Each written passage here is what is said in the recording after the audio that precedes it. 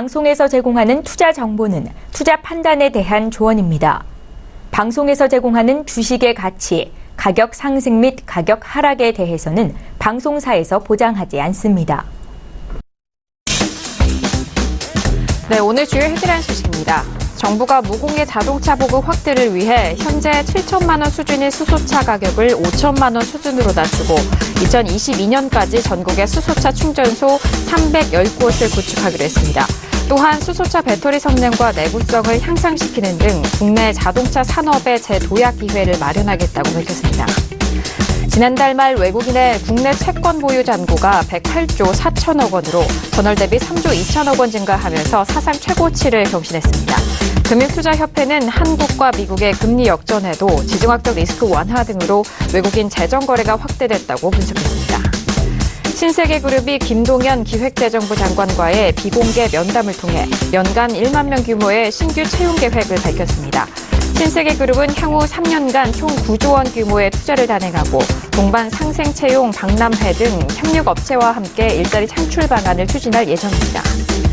대우조선해양이 최근 그리스에서 열린 포시도니아 선박 박람회에서 약 4천억 원 규모에 해당하는 액화 천연가스 운반석 한 척과 초대형 원유 운반석 2척을 수주했습니다. 대우조선은 올해 수주 목표를 약 41%를 달성해 지난해 같은 기간 수주액보다 3배 이상 증가한 것으로 알려졌습니다.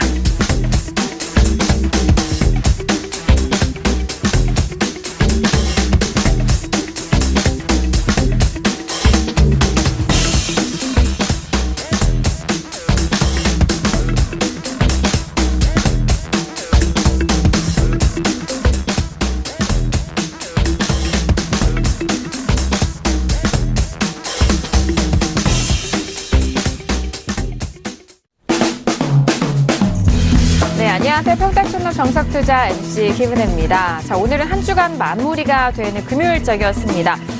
전기, 전자업종에서 기관 쪽에서 수급 물량이 나오면서 일단 지수에 대해서는 하락으로 마감이 된 상황인데요. 자, 코스피 지수는 약보합 마감으로 2,450선의 지지를 받았고요. 자, 코스닥 시장은 1% 넘는 급락을 이어간 우리 시장의 모습이었습니다.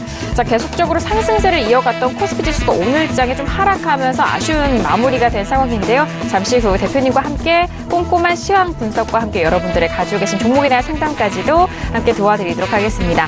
아울러 저희가 방송 중에 제공된 정보는 투자 판단에 대한 조언입니다. 해당 상품의 가치와 수익률을 보장하지 않는다는 점 오늘도 유의해 주시길 바라겠습니다. 자, 오늘은 금요일 저녁인데요. 금요일 저녁 함께해 주실 분입니다. 주식투자의 교과서 정흥 대표님을 먼저 화면 통해서 만나보시죠.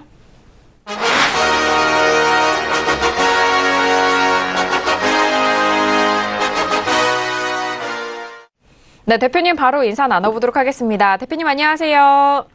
네, 안녕하세요. 네, 반갑습니다. 자, 대표님 연일 계속적으로 상승세를 이어갔었던 코스피 지수가 오늘은 좀 조정을 받은 상황이고요. 중요한 것이 일단 다음 주 정말 빅 이벤트가 많지 않습니까? 자, 오늘 시장 어떻게 보셨을까요, 대표님? 네, 아마도 어제와 오늘 흐름에 대해서 시청자분들이 상당히 궁금해하실 것 같습니다. 그래서 바로 그 내용을 전달하겠고요. 정치적으로는 다음 주에 빅 이벤트가 있긴 합니다. 그런데 저는 주시장은 그 시장 본연의 어떤 메커니즘대로 움직이지 않을까 이렇게 생각하고 있습니다. 네, 알겠습니다. 일단 다음 주 정말 대내외적으로도 정말 굵직한 이슈가 많습니다. 하루하루가 정말 빅 이벤트인 시점인데요. 잠시 후 다시 한번 시황 분석 꼼꼼하게 도와드리도록 하겠습니다. 자, 이렇게 앞서서 말씀드렸듯이 우리 시장에 대해서는 양시장 모두 오늘 하락으로 마감이 된 상황인데요. 자, 양시장에 대해서는 대표님이 오늘 한 줄로 어떻게 정리를 해 주셨을까요? 오늘장 한마디 바로 화면 통해서 확인합니다. 네, 평택촌론의 오늘장 한마디입니다. 목요일은 마지막 반등의 최고점 가능성이라고 정리합니다. 자, 일단 목요일장까지 코스피 지수에 대해서는 연일 상승세를 이어왔었습니다. 하지만 오늘장에 대해서는 바로 좀 하락으로 마무리가 됐는데요. 그 하락에 대한 업종, 주도 업종이 일단 전기전자 업종을 기관 쪽에서 대량 매물을 좀 쏟아낸 상황입니다. 자, 대표님 오늘장 한마디, 목요일에 마지막 반등 최고점 가능성 한번 시황 풀어주실까요? 네, 목요일은 마지막 반등의 최고점 가능성, 제가 이제 이렇게 제목을 정해드렸는데요. 여기서 만약에 지속적으로 하락한다 그러면 목요일이 마지막이지 아니었나. 그래서 이제 제가 이제 그걸 말씀드리고 싶어요. 사실 어제 좀 과하게 상승했습니다. 그리고 오늘은 좀 반대로 좀 많이 밀렸잖아요. 그래서 아마도 어제 같은 경우에는 그런 생각 들었을 겁니다. 가긴 가는데 좀 심한 것 같다. 이런 생각이 들고, 오늘은 또 너무 많이 빠지는 거 아니야? 왜 그러냐? 이게 이제 결국은, 제자리 찾아가는 건데요. 사실 제가 어제 이제 목요일에 재방송이 없잖아요. 그래서 제가 전달을 못 해드렸는데, 저는 어제 장중에 수정지수를 계산해 봤습니다. 그래서 이제 그걸 한번 말씀을 드릴게요. 수정지수 분석 내용을 설명하는데요. 제가 그동안 이 방송 통해서 수정지수라고 가끔 얘기하죠. 예, 오늘도 한번 말씀드리겠습니다. 저는 한 15년 전부터 수정지수를 계산했어요. 근데 항상 그렇게 하는 게 아니에요. 시장이 정상일 때는 계산 안 합니다. 근데 보통 시장이 비정상적이다. 그럴 때 저는 항상 계산했습니다. 왜 이걸 계산해야 되느냐? 쉽게 말해서 과매수나 과매도가 나오면은 비정상이겠죠. 그러면 이게 과매수나 과매도가 아닐 때 환산해서 보면 지수가 얼마나 정상이냐. 이게 바로 수정지수예요. 저는 이걸 벌써 15년 전부터 얘기했습니다. 다른 데서도 얘기하는지 모르겠는데 저는 어쨌든 이걸 계속 계산하는데 어제 그걸 말씀드리겠습니다. 코스피가 이제 목요일에 지수에 대한 분석을 했었는데 저는 어떻게 계산했었냐. 수정지수가 종가 기준은 20포인트 거품이 있다고 봤습니다. 20포인트. 장중 기준은 25포인트 거품이 있다고 봤어요. 그러더니 오늘 여지없이 그대로 원위치가 되잖아요. 그래서 이걸 왜 말씀드리냐면 시장은 항상 정상적으로 움직이는 게 아니에요. 비정상적으로 움직일 때가 있거든요. 그때가 언제냐? 둘 중에 하나입니다. 왜곡이 될 때가 있고요. 그러니까 이제 왜곡은 인위적인 어떤 주가를 올린다거나 내리는 거죠. 조작이라고 한다고 하는 것은 일종의 항상 상승만 하는 건 아니에요. 하락도 조작시키는 경우가 있거든요. 두 번째가 뭐냐? 바로 변수예요. 호재나 악재가 뻥 터져버리면 심리로 움직이잖아요. 그래서 그때 이걸 계산하는 거예요. 역시 이것도 평택촌놈의 주식이론입니다. 그래서 수정지수에 대해서는 아직까지 제가 공개를 한 적이 없어요. 강의한 적도 없고요. 왜? 워낙 중요하기 때문에. 그래서 이걸 왜 말씀드리냐면 여러분들도 이걸 한번 참고해 보시라는 얘기입니다. 그래서 시장을 보시다가 오늘은 좀 과매수 같지 않아? 혹은 과매도 같지 않아? 이렇게 느낄 때가 있어요. 초보자들이야 정말 감으로 느끼겠지만 어느 정도 최소한 10년 정도 넘으신 분들은 수급이라든가 여러 가지 어떤 파생의 흐름, 대형주 동향 이런 걸 보면은 약간 좀 뭔가 좀 이건 좀 아닌 것 같다 이럴 때가 와요. 그때는 한번 계산해 보시라는 거죠. 그래서 제가 이걸 이제 말씀드렸는데요. 차트 잠깐 보시겠습니다. 오늘 정확하게 19포인트 빠졌습니다. 19포인트. 19포인트가 빠졌는데 제가 조금 전에 뭐라고 말씀드렸죠? 종가 기준으로는 20포인트. 장중 기준은 25포인트가 거품이다. 자, 이걸 다시 해석하면 어떻게 될까요? 그러니까 오늘 19포인트 빠졌으니까 대략 한 20포인트 정도 되잖아요. 오늘 여기까지 내려온 게 정상이라고 보면 된다는 얘기예요. 이걸 하락했다고 생각하지 말라는 얘기예요. 어제 2478까지 갔어요. 확인하고 살짝 밀릴 때 제가 계산을 딱 해보니까 그런 결론이 나왔다는 거죠. 종가로는 20포인트, 장중으로는 25포인트. 그래서 이제 오늘 결론이 뭐냐. 이미 어제 제가 전달하지 못한 건 지금 전달해봐야 의미가 없잖아. 근데 이걸 왜 설명드리냐. 오늘 19포인트가 빠졌지만 정상이라는 얘기예요. 그러니까 하락했다고 볼 필요가 없다는 얘기죠. 이게 바로 수정지수의 묘미입니다. 그래서 이건 꼭 상승했을 때만 그런 게 아니에요. 하락 때도 마찬가지입니다. 예를 들어서 어느 선까지 하락해야 되는데 좀 오버해서 그러니까 이제 언더 슈팅이 나올 때가 있거든요. 과매도가 나올 때가 있어요. 그러면 예를 들어서 어느 선까지 빠져야 되는데 더 빠질 때 있거든요. 그럼 그때도 저는 수정지수 계산합니다. 그럼 예를 들어서 최저점에서 한 30포인트 이렇게 올라와요. 그럼 저는 그러죠. 반등한 게 아니다. 이게 정상이다. 오늘은 이제 똑같은 거죠. 정반대 원리로 본다 그러면 오늘 코스피가 19포인트 빠졌지만 이거를 하락했다고 보면 안 된다는 얘기예요. 정상이라고 본다는 얘기죠. 그래서 여기서부터 이제 진짜 어떤 방향성이 나올 것이다 이렇게 보고 있는데 저는 다시 한번 설명드리겠어요. 네, 설명드리면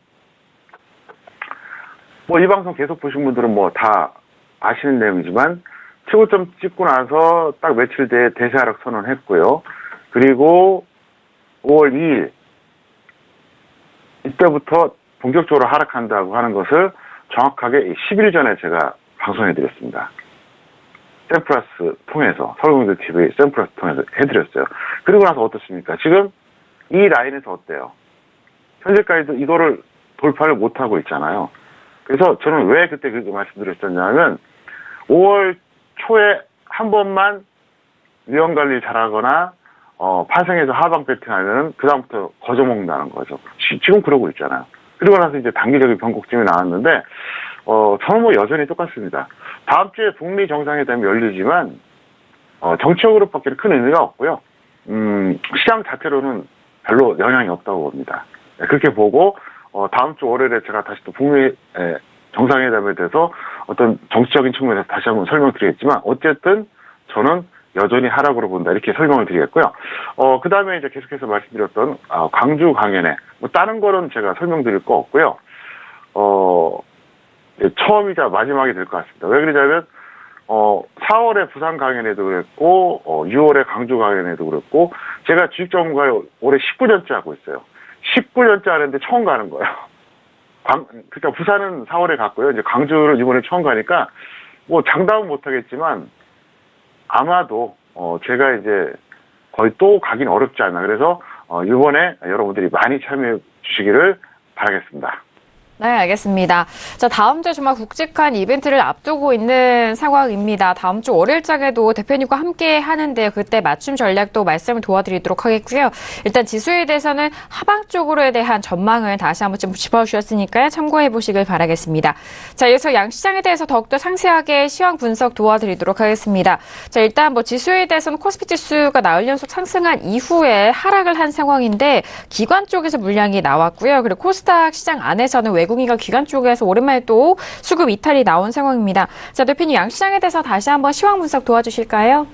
네, 외국인 기관 프로그램 세 가지가 다 매도했습니다. 그래서 목요일이 반등 고점이라고 저는 거의 뭐 100%는 아니지만 한 90% 정도 확신하고 있습니다. 중요한 게 뭐냐? 프로그램까지 매도가 나왔다는 거죠. 이렇게 돼버리면 참 힘겨워지죠. 왜 그러냐면 외국인이나 기관이 매도가 나와도 프로그램에서 매수가 나올 수도 있거든요. 근데 같이 나왔다는 얘기예요. 그래서 어쨌든 코스피는 목요일이 반등 고점이지 않나 이렇게 생각이 들고요. 코스닥 같은 경우에는 역시 이제 개인만 매수했어요. 그래서 1% 이상 하락을 했는데 과연 코스닥은 61선 재이탈할까? 이게 좀 포인트가 될 것 같습니다. 잠깐 차트 보겠습니다.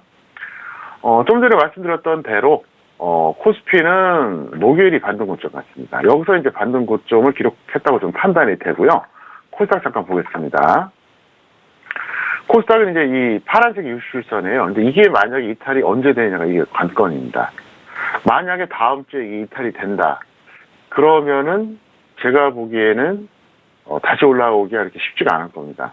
만약에 다음 주 이탈이 안 되면 조금 더 어떤 최소한 혼조세 내지는 반등 추세가 이어지지 않을까 이렇게 생각하고 있습니다.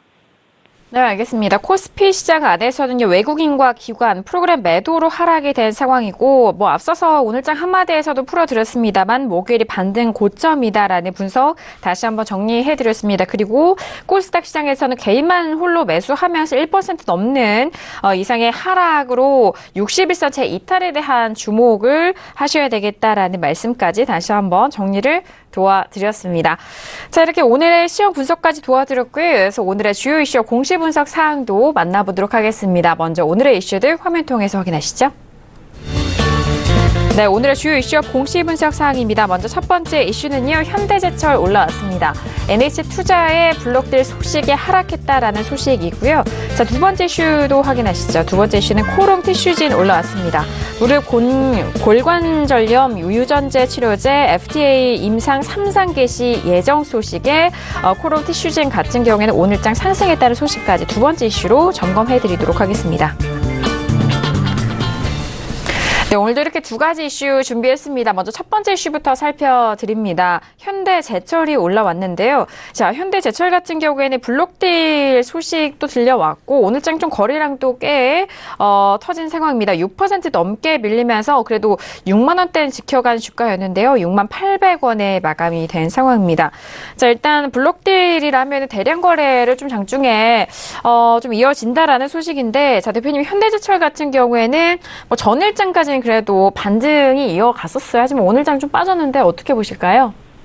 네, 저는 뭐 그 악재보다는 시장 자체적인 하락이다. 그리고 북한 테마의 하락이다. 이렇게 보고 있습니다. 왜 그러냐면 현대제철은 사실 좀 억울한 주식이에요. 평택촌농 기술특허 적정 주가에 의하면 이게 23만 원대입니다. 거의 24만 원짜리예요. 지금 주가가 얼마죠? 6만 원대잖아요. 상당히 좀 저평가되어 있습니다. 사실 억울한데 문제가 뭐냐면 이 좋은 주식이 북한 테마주처럼 움직이고 있다는 얘기죠. 그래서 저는 뭐 어차피 오늘 주식도 하락했고 북한 테마주들이 지금 꺾인 상태이기 때문에 그런 관점에서 더 영향받지 않았나. 그래서 보이지 않는 반등시 매도하고 미리 보이지 않는 관망해달라 설명드렸습니다. 잠깐 차트 보시겠습니다. 보시면 여기서 볼 때 뭐가 문제냐면요. 이거예요. 자, 보세요. 여기까지 이렇게 약하다가 반등 나왔습니다. 근데 이제 이날 이렇게 금방 하락을 했잖아요. 왜 하락했냐? 바로 전날, 그러니까 이제 한국 시간으로 24일 날 트럼프가 이제 북미 정상회담 취소한다. 이 뉴스 때문에 하락한 거예요. 그러니까 이게 그리고 나서 이제 다시 또 뭐 재개한다니까 이렇게 한번 올라왔잖아요. 무슨 얘기냐? 완전히 북한 테마주랑 이 괴를 같이 하는 거예요. 그러니까 어쩌다 이렇게 된지 모르겠어요. 사실 현대제철은 테마주라고 볼 수가 없거든요. 테마주 범죄에 들어가긴 좀 약간 좀 이상하죠. 근데 현실이 그렇다는 거죠. 북한 테마주랑 똑같이 움직여요. 그래서 일단 이거는 전체적으로 지수하고 북한 테마주 흐름하고 연동해서 봐야 된다. 적어도 당분간은 그렇게 보자. 다만 이 종목은 여러분들 기억을 잘 해주셨다가 언젠가 지수가 크게 빠졌을 때 한번 접근하는 것도 좋다. 이렇게 설명을 드리겠습니다. 네, 알겠습니다. 현대제철에 대한 현재 부근의 설명 들어봤습니다. 일단 보유자에 대해서는 반등시 매도적인 의견이고요. 미보유자에 대해서 현재 부근에서 관망에 대한 포지션 정리를 도와드렸는데요. 앞으로 좀 가격대가 좀 눌렸을 때도 좀 접근 가능한 부분에 대해까지 다시 한번 정리 도와드렸습니다. 자, 이어서 다음 이슈도 살펴드리도록 하겠습니다. 다음 이슈는 코오롱 티슈진이 올라왔습니다. 자, 오늘장에는 뭐 무릎, 골, 관절염 유전자 치료제에 대해서 임상 3상 됐다라는 이슈가 들려온 상황인데요. 자, 일단 오늘장엔 상승 쪽으로 갔지만 일봉상으로는 윗꼬리가 상당히 길게 달린 채 마무리가 됐고요. 오늘장 거래량도 조금 증가한 상황입니다. 3.88% 상승하면서 42,200원에 마감이 됐는데요. 자, 일단 오늘장에는 변동성이 고점을 보시면은 44,750원 기록했지만 좀 아쉽게도 좀 밀린 상황입니다. 자, 대표님 코오롱 티슈진 같은 경우에는요. 일단 뭐 기대감 받는 소식이긴 한데 예정인 소식이잖아요. 대표님 어떻게 보실까요? 네, 이 종목 같은 경우에는 현재 보유자는 매도 후에 감망하시고요. 미보유자는 추격을 반대한다. 이렇게 설명드리겠습니다. 왜 그러냐? 충분히 반등이 나왔기 때문에 그래요. 차트 잠깐 보실까요? 보시면 솔직히 저는 이 종목이 너무 아까워요. 왜 아깝냐면 제가 이거를 실전에서 추천을 여기서 했었어요. 했다가 좀 반등하더라고요. 그래서 좀 기다리면 되겠다 싶었는데 밀리길래 그냥 본전에서 정리했어요. 하고 나니까 이게 급등을 하더라고요. 만약에 조금만 더 제가 저점에서 시켰으면 한 40% 정도 단기 수익이 나올 뻔했는데 본전에서 정리했습니다. 저는 이제 원칙이 있어요. 매수해서 플러스 5% 이상 간 종목이 번져놓으면 그냥 바로 정리해버립니다. 왜냐하면 플러스 5% 이상 올라갔는데 밀리는 경우에는 이제 탄력이 떨어지는 거거든요. 추가 하락할 가능성이 높아요. 그래서 이제 저는 그 원칙을 지키는데, 그래서 이번에 원칙을 지켰는데 예상대로 또 더 떨어지긴 했죠. 근데 이거를 예를 들어서 최근에 잡았든 아니면 한두 달 전에 잡았든 제가 볼 때는 이제는 반등 다시 한번 정리해주는 게 낫지 않을까. 왜? 지금 윗꼬리가 너무 길어요. 그리고 지금 시장 분위기가 이렇게 좋지 않고 이제 하락 추세 선상에서 지금 반등 나오니까 뉴스는 제가 볼 때는 좀 뭐랄까요. 약간 좀 어설프죠. 왜? 좀 전에 김은혜 씨 지적대로 예정이거든요. 예정인 거야. 이건 너무 좀 막연하잖아. 예를 들어서 확정적인 거는 좀 다르지 않습니까? 예를 들어서 뭐 특허를 땄다.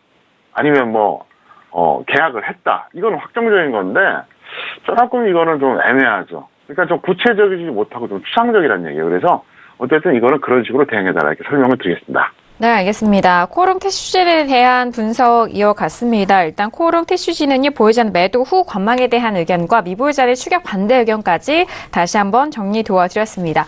자, 이렇게 오늘의 주요 이슈 공시 분석 사항도 만나봤고요. 이어서 오늘의 관심 종목도 확인해 보도록 하겠습니다. 오늘의 관심 종목들 먼저 화면 통해서 확인하시죠.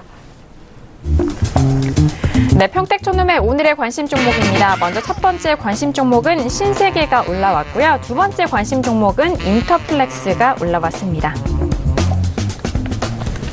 네, 오늘도 이렇게 두 가지 관심 종목 알아보도록 하겠습니다. 첫 번째 관심 종목은 신세계가 다시 올라왔는데요. 자, 신세계의 오늘장의 흐름은 2.58% 밀리면서 41만 5,500원에 마감이 된 상황입니다.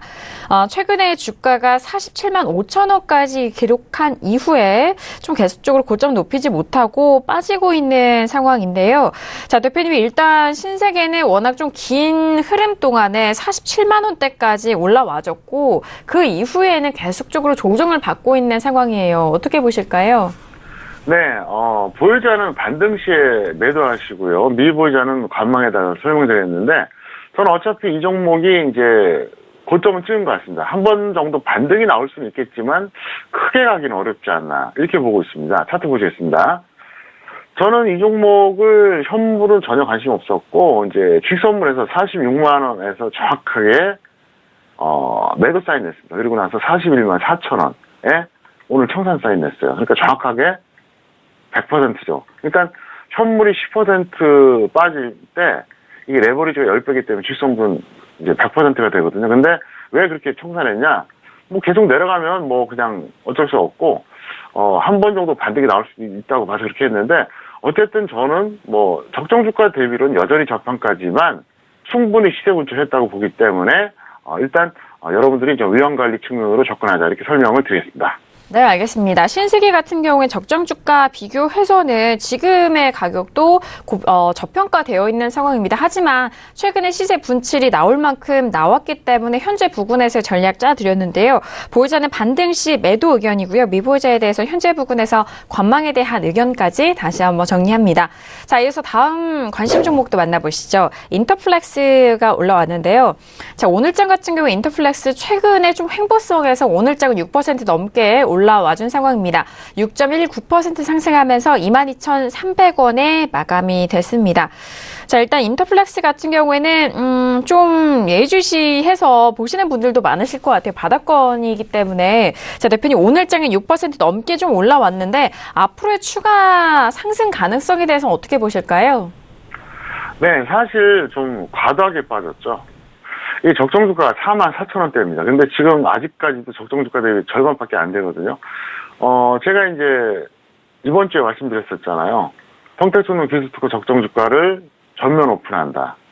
그래서 보시라고 했는데 이번 주 월요일부터 오픈하기 시작했습니다. 그래서 여러분들이 서울경제TV 샘플러스 들어오시면 항상 코스피 코스닥 모든 정보를 다 보실 수 있어요. 그래서 확인해 보시면 될 것 같은데요.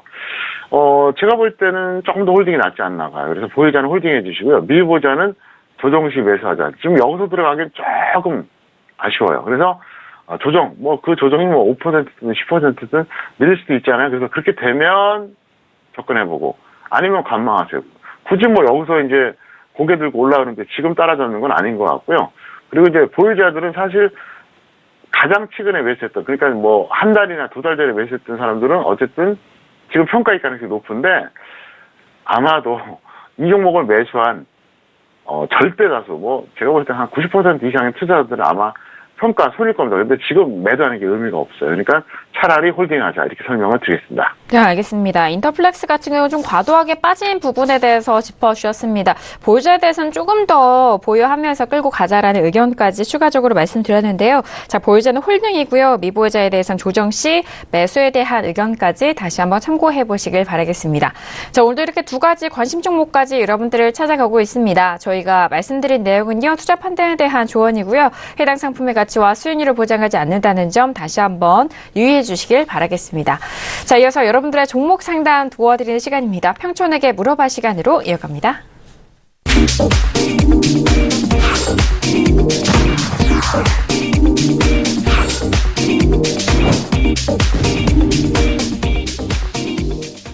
네, 이번 시간 평촌에게 물어봐 시간입니다. 샵 0082번으로 여러분께서 가지고 계신 종목에 대해서 저희 쪽에 문자 보내주시면은요, 이번 시간을 통해서 아주 상세하게 상담을 도와드리고 있습니다. 여러분들의 많은 참여 기다리고 있겠습니다. 자, 그럼 오늘 첫 번째 문자 상담부터 만나볼까요? 오늘의 첫 번째 문자 확인해 보도록 하겠습니다. 끝자리 1502님 보내신 문자입니다. 평촌님, KC 그린홀딩스를 매수가 5,800원의 비중 20% 손절해야 될까요? 라고 문자 주셨는데요. 자, 오늘장의 KC 그린홀딩스는 1.80% 상승하면서 4,820원에 마감이 됐습니다. 네, 일단 KC 그린홀딩스 같은 경우에는 오늘장 좀 상승으로 마감이 됐지만 매수가보다는 조금 부족한 상황이에요. 워낙 좀 6,000원 거의 가까이 매수를 하신 것 같은데 손실이 꽤 크시네요. 대표님 어떻게 보실까요? 일단 보유자는 홀딩 유지하고요. 미보유자는 조정 시 매수하세요. 그리고 이분은 그 질문 내용을 보면 이 방송을 본 지 아마 3개월이 안 됐을 겁니다. 최소 3개월 내지는 6개월 이상 보신 분들은 이렇게 매매를 안 했을 거예요. 왜 그런지 차트로 설명드리겠습니다. 화면 보시겠습니다. 여기서 매수하신 겁니다. 정확하게. 5,800원이니까.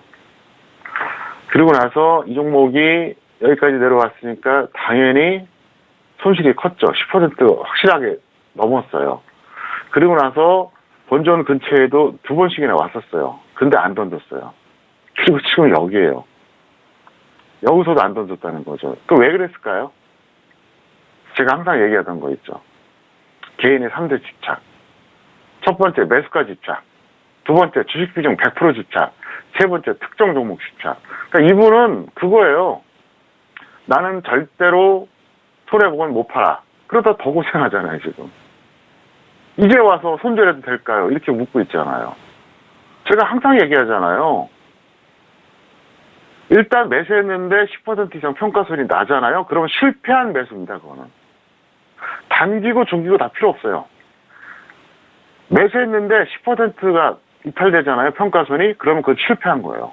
그러면 그 종목은 본전은 반드시 던지고요. 반드시. 본전이 안 와도 최소한 절반 내지는 거의 다 던져야 되는 거예요. 이게 정석입니다.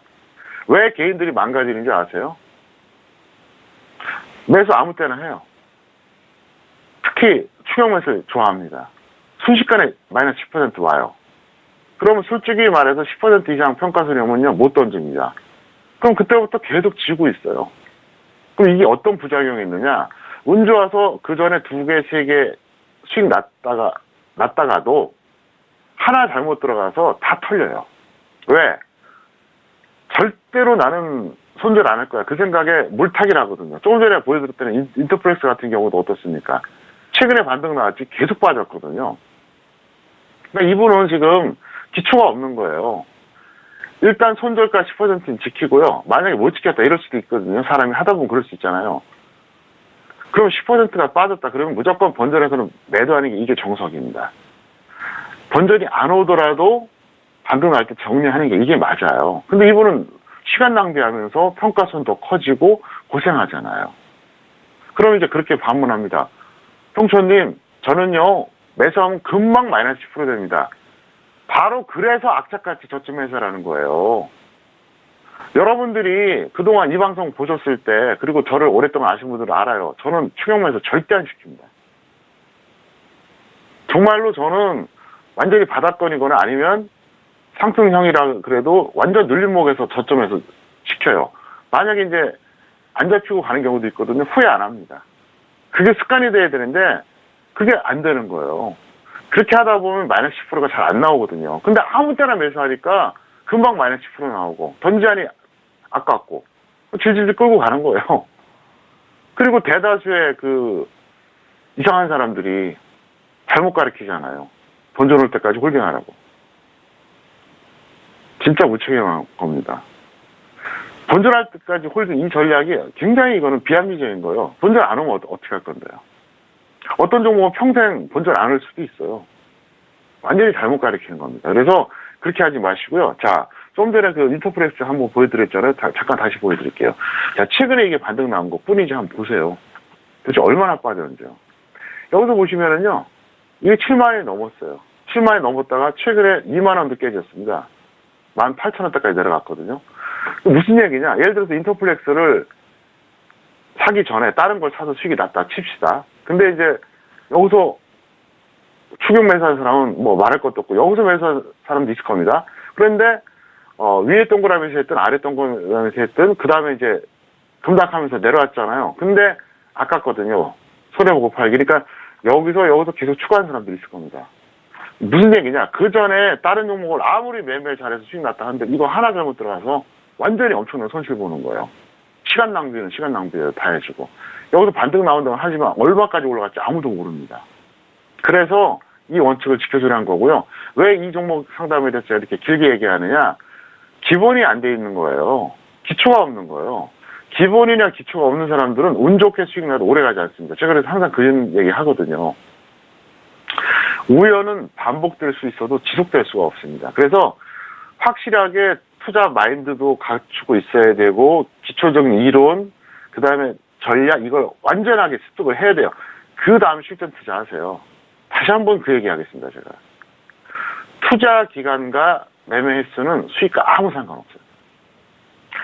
5년 했다고 해서 1년보다 돈 더 버는 거 아니고요. 10번 했다고 해서 한두 번 매매하는 사람보다 돈 더 버는 게 아니에요. 아무 상관없습니다. 그렇기 때문에 여러분들이 급하게 서두르지 마세요. 근데 대다수의 개인 투자들은 어떠냐? 준비도 없이 장 좋을 때 뛰어들어요. 그리고 약간 재미 봤다가 장 조금만 빠지면 손해봐요. 그 다음에 막 마음이 급하니까 막 있는 돈 없는 돈 다 끌어다 모아요. 그렇게 해서 2, 3년에 그냥 완전히 다 털려버려요. 그리고 그거를 찾기 위해서 20년, 30년 동안 지지직 끌려다닙니다. 돈 떨어지면 떠났다가 돈 생기면 들어오고 미련을 못 버리고 제가 너무 많이 봤어요. 그러니까 이게 개인들이 잘못도 있고 주식 전문가라는 사람들이 잘못 가르치는 것도 있어요. 그래서 제가 이렇게 이런 얘기를 하는 겁니다. 저도 그냥 대충 이렇게 좋게 좋게 얘기하면 되잖아요. 그거 누가 모르나요? 그런데 이렇게 얘기해 주는 게 뭐냐. 기본이 안 돼 있으면 계속 이렇게 된다는 겁니다. 어쨌든 다른 종목들도 상담 많이 해야 되니까 이 정도에서 그치겠습니다. 네, 알겠습니다. KC 글리훈 홀딩스 같은 경우에는 좀 아쉬운 상황이에요. 손절에 대해서 여러 차례 좀 기회를 놓치신 것에 대해서 좀 아쉬운 상황 말씀드렸는데요. 하지만 보유자에 대해서 홀딩 유지에 대한 의견이셨고요. 미보유자는 조정 시 매수 의견까지 다시 한번 정리하도록 하겠습니다. 자, 여기서 다음 문자 상담도 받아보도록 하겠습니다. 다음 문자는요. 끝자리 0796님 보내신 문자입니다. 가온 미디어를 매수가 11,950원에 비중은 30% 계속 보유해도 될까요? 문자 주셨는데요. 자, 오늘장의 가온 미디어 종가 확인합니다. 오늘은 1.30% 빠지면서 9,870원에 마감이 됐습니다. 네, 가온 미디어 같은 경우에는 10,000원대 초반에 매수를 하셨는데 이분도 매수하신 이후에 계속적으로 좀 빠진 상황이에요. 대표님 어떻게 볼까요? 네, 11,950원이니까 대략 한 12,000원 정도 되잖아요. 그래서 이거는 일단 보유자는 홀딩하시고 미보유자는 단기로 한번 들어가 보자. 이렇게 설명드리겠습니다. 차트 볼게요. 좀 전에 KC 그린 홀딩스랑 원리가 똑같아요. 여기서 매수했어요. 그러니까 여기서 보시면 매수가가 여기입니다. 11,950원. 여기서 매수했다가 여기까지 밀렸어요. 본전 근처 왔어요. 안 던진 거예요. 또 여기에요. 좀 얼마나 이제 고통받는 거예요. 이게 다 그것 때문에 그래요. 나는 절대로 손해보고 안 던지겠다. 이래서 지금 얼마나 시간 낭비하냐는 거예요, 지금 이게. 그리고 여전히 평가손이에요. 그래서 이분은 어차피 지금, 본전 올 때까지 안 던질 것 같아요. 근데 기다리면 오긴 올 것 같아요, 저도. 근데 장담 못 합니다, 저는. 100% 장담 못 하겠고요. 어쨌든, 여태까지 안 던진 거 지금 던지라고 해도 던질 것 같지도 않고, 일단 홀딩 유지하시고요. 없는 분들은 단기 매매, 좋으니까 한번 접근해 보시기를 바라겠습니다. 네, 알겠습니다. 자, 가온 미디어 같은 경우에는 일단 보유자는 홀딩 유지에 대한 의견을 주셨고요. 미보유자는 단기 매수 접근 가능하다라는 의견까지 다시 한번 정리해 드리도록 하겠습니다. 자, 이어서 다음 문자 상담도 바로 이어가 보도록 할게요. 다음 시청자분은요. 끝자리 3455님 보내신 문자입니다. 쌍용 양회를 매수가 36,100원의 비중은 20% 어떻게 해야 할까요? 문자 주셨는데요. 자, 오늘장의 쌍용 양회는 강보한 마감이고요. 38,000원에 마감이 됐습니다. 네, 쌍용양해 같은 경우에는 최근에 최고가가 41,000원대였고 계속 좀 내려오다가 지금 현재 가격대인데 시청자분께서는 그래도 꽤 높은 가격대 들어가신 것 같아요. 어떻게 보실까요, 대표님? 추격 매수 하셨고요. 비합리적인 매수입니다. 방법이 잘못됐어요. 손절 마이너스 10% 또는 마이너스 20% 매도 후에 관망하세요. 쌍용양에는 북한 테마라는 것 누구나 다 알고 있어요. 근데 북한 테마에 대해서 제가 굳이 전망하자 그러면 영원히 끝났다고 볼 수는 없어요. 하지만 적어도 단기적으로는 끝났어요. 그래서 북한 테마는 이제 확실하게 조정받으면 들어가고 아니면 안 들어가는 게 좋아요. 영원히 끝난 건 아닙니다. 하지만 단기적으로 끝난 건 분명합니다. 그리고 이분은 제 과정에 대해서 다시 한번 설명드리겠습니다. 차트 보시겠습니다. 만약에 이분이 이제 들어간 가격이 이제 있는데 여기일 경우도 있고 여기일 경우도 두 가지 경우일 수가 있어요. 동그라미 두 개가 있죠. 이제 왼쪽에 있는 동그라미 잘못된 거예요. 오른쪽은 차라리 이해해요. 왜? 왼쪽은 누가 봐도 저건 따라잡은 거거든요. 저 잘못된 습관이에요. 오른쪽의 동그라미는 그래도 다시 한번 전고점 돌파해줄까 이런 기대감에 들어갔으니까 이해를 하는데 이분 역시 마찬가지로 지금 10% 이상 평가 손해예요. 그러니까 제가 얘기하잖아요. 추격 매수하면 조금만 밀리면 그냥 평가손 마이너스 10%예요. 근데 10% 되면 어떻게 되느냐? 더 빠질수록 못 던져요. 제가 왜 마이너스 10%를 이렇게 강조하냐면요. 제가 많은 투자자들 접해봤잖아요. 제가 18년째 인터넷 방송하고 엄청나게 경험이 많은데 제가 이제 투자자하고 상담을 많이 해봤어요. 근데 10%가 넘어가면 못 던지더라고요. 그래서 제가 그걸 발견한 거예요. 그래서 제가 10% 얘기하는 거예요. 거기서 못 던지면 마이너스 15, 마이너스 20은 더 못 던지겠죠. 상시적으로. 그래서 악착같이 저점 매수를 해서 마이너스 10%안 오게 하고 어떤 경우든 오면 던지고 이걸 습관 들이지 않으면 결국은 여러분들 주식 투자하는 게 아니라 그냥 뭐라 할까요? 시간 낭비하고 고통만 받아요. 제가 그 얘기 하잖아요. 주식 투자 왜 합니까? 돈 벌기 위해서? 근데 그건 궁극적인 건 아니에요. 수단이에요, 수단. 돈 버는 건 수단이고, 우리가 돈을 더 벌어서 조금 더 인간답게 살고 싶어서 그렇게 하는 거잖아요. 근데 주식 투자를 시작해서 인간답게 사는 게 아니라 고통을 받아요, 스스로가. 누가 고통을 받으라고 한 적도 없는데. 그래서 제가 안타까워서 하는 얘기예요. 평택촌놈의 정석 투자를 보세요. 그리고 저한테 교육을 받으세요. 인간답게 투자할 수 있고요. 인간답게 살 수 있습니다. 어쨌든 제가 모든 게 정확하게 맞지는 않겠지만 적어도 저는 정석이라고 생각하고요. 다른 거 모르겠지만 합리적으로 알려드리니까 꼭 참고하시기를 바라겠습니다. 네, 알겠습니다. 쌍용양해에 대해서 진단을 도와주셨습니다. 일단 36,100원 좀 추격 매수하신 부분에 대해서 좀 아쉬운 상황이지만요. 손절은 마이너스 10% 또는 마이너스 20% 먼저 오는 가격대에 정리해 주시고 매도 후에 관망에 대한 의견까지 확인해 보시길 바라겠습니다.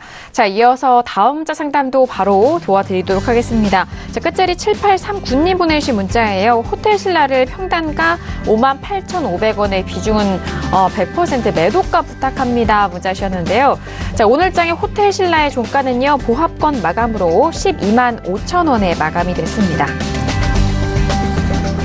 네, 일단 12만 5천 원 종가이기 때문에 지금 꽤 많은 수익을 보고 계신 상황이에요. 100% 비중까지 좀 낮춰서 평단가까지 좀 낮추신 것 같은데 대표님 앞으로 목표가 언제 좀 청산하면 좋을까요? 이분 기준으로 제가 답변해 드릴게요. 일단 절반은 매도하세요.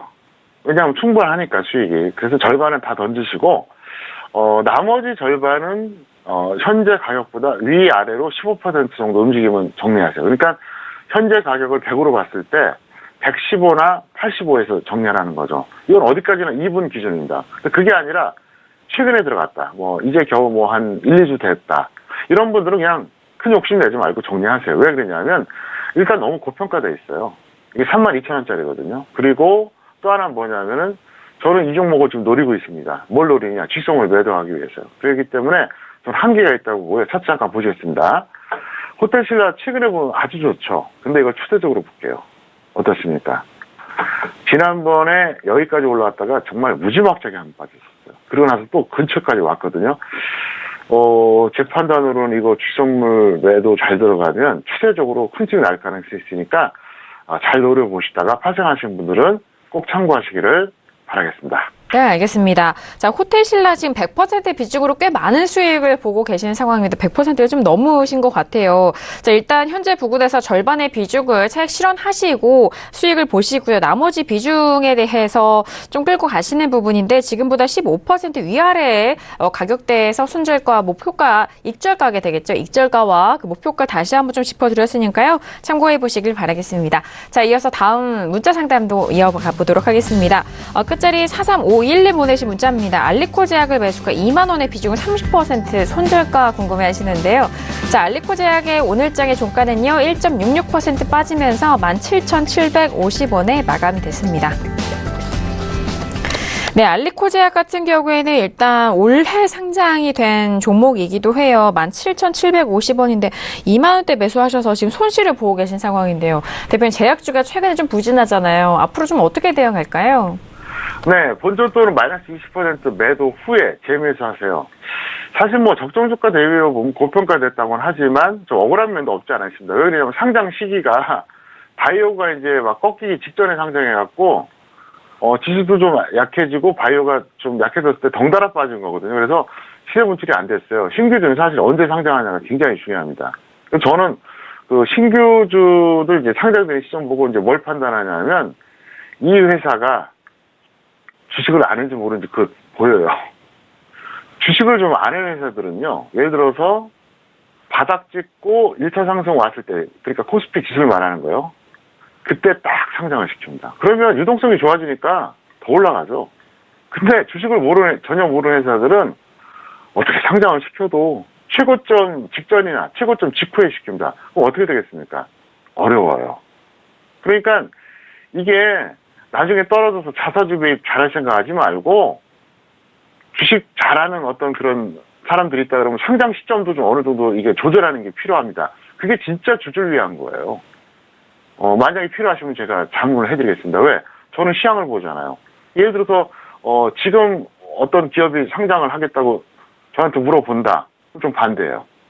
더 있다 하세요. 지금은 지수가 떨어질 가능성이 높기 때문에 힘들다는 거죠. 그리고 이분 같은 경우에는 과정에 좀 아쉬움이 있습니다. 살펴보겠습니다.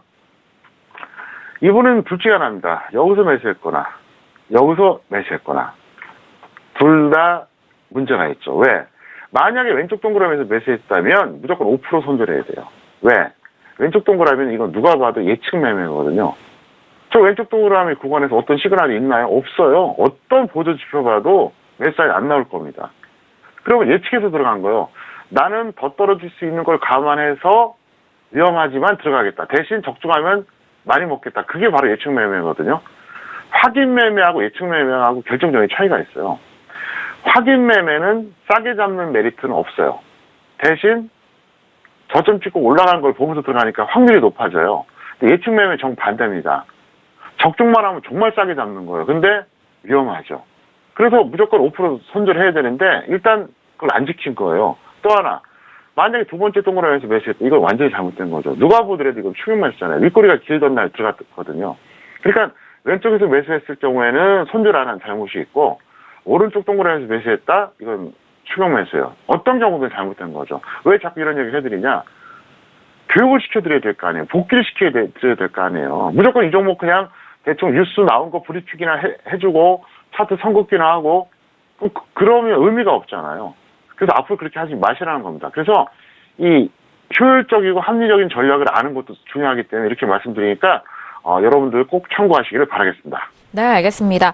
자, 알리코 제약에 대한 부분입니다. 본전 또는 손절 마이너스 20% 매도 후 재매수 의견과 그리고 앞으로 제약 업종에 대한 부분까지도 좀 참고하시면 좋을 것 같아요. 자, 이어서 다음 문자 상담도 바로 이어가 보도록 하겠습니다. 다음 문자는 끝자리 4296님 보내신 문자 확인할게요. 필룩스를 매수하셨고요. 매수가가 16,300원의 비중은 100% 대응 전략 궁금해하십니다. 자, 오늘장의 필룩스 같은 경우에는요, 1% 넘게 좀 밀렸고요. 17,700원에 마감이 됐습니다. 네, 필룩스 같은 경우는 최근에 단기 추세가 좀 좋아 보이는 상황인데 오늘장은 좀 아쉽게도 밀렸어요. 그래도 수익을 보고 계신 상황인데 대표님 비중이 100%입니다. 어떻게 보실까요?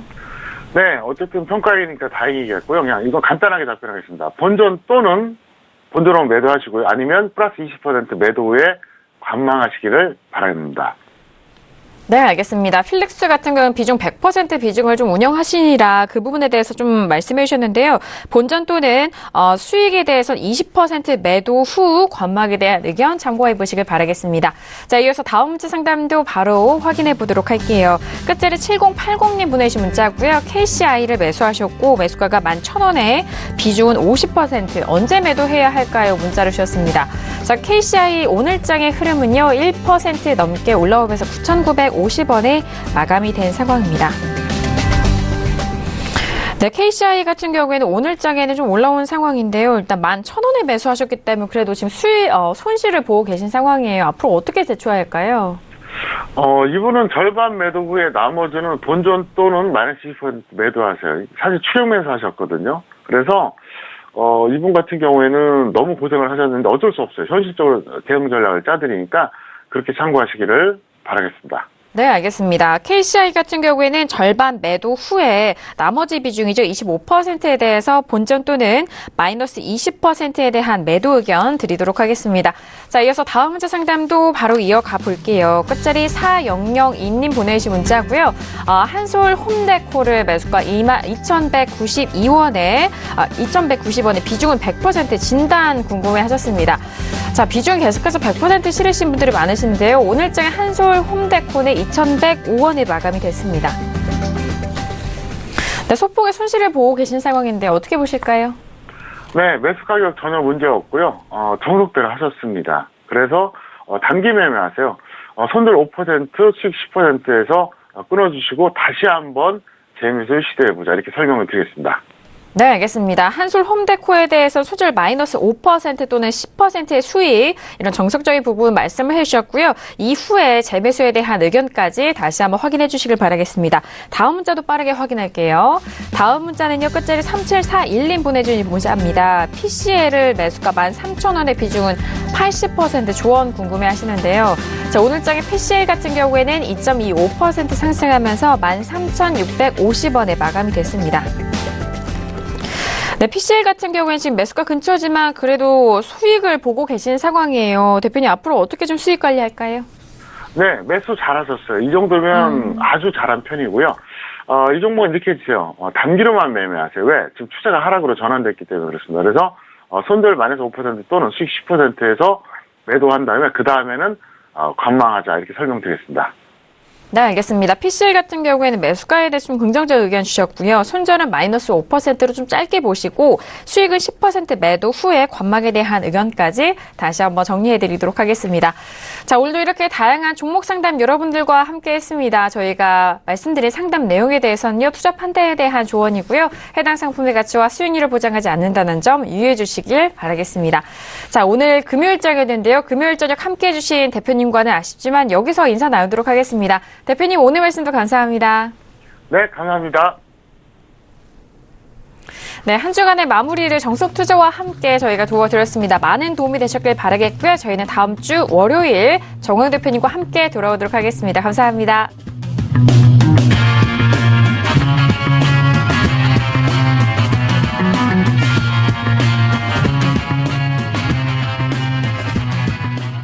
본 방송에서 제공하는 투자 정보는 투자 판단에 대한 조언입니다. 방송에서 제공하는 주식의 가치, 가격 상승 및 가격 하락에 대해서는 방송사에서 보장하지 않습니다.